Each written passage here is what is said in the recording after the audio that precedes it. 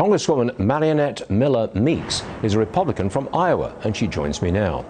You're asking the CDC to reveal the science behind the mask mandates. Is there any science that says children should wear masks all day long in school? Well, the science is certainly very weak. The CDC will point to studies that are not peer-reviewed or don't come to the same conclusion that the CDC comes to. And I think what you just said, when you look at the hypocrisy of the Democrats imposing mask mandates, especially in elementary schools, and then appearing in schools while children are masked, who are at an infinitesimally low risk for disease or for spreading disease, but they appear unmasked with students. I think the hypocrisy leads further to people thinking there's a conspiracy theory or they're bought off, but it just continues to undermine trust. We've editorialized on this program that I would like to see the removal of all mask mandates and vax mandates. Would you go that far? No vax mandates?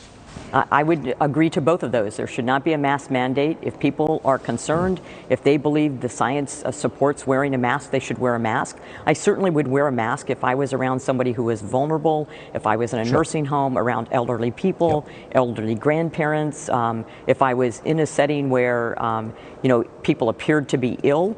But I would get rid of both the mask mandates and the vaccine mandates. We just got a letter from the Office of the Attending Physician here, and as you know, we're required to wear a mask on the floor of the chamber, but the Senate is not. And 89% of the members of Congress who contracted COVID-19 recently were vaccinated. Yeah, point taken. Do you think, look, I think there is a shift in public opinion. I think we're all fatigued with mandates of various kinds, and there's a shift. We're fed up. We want out. Do you perceive the same thing?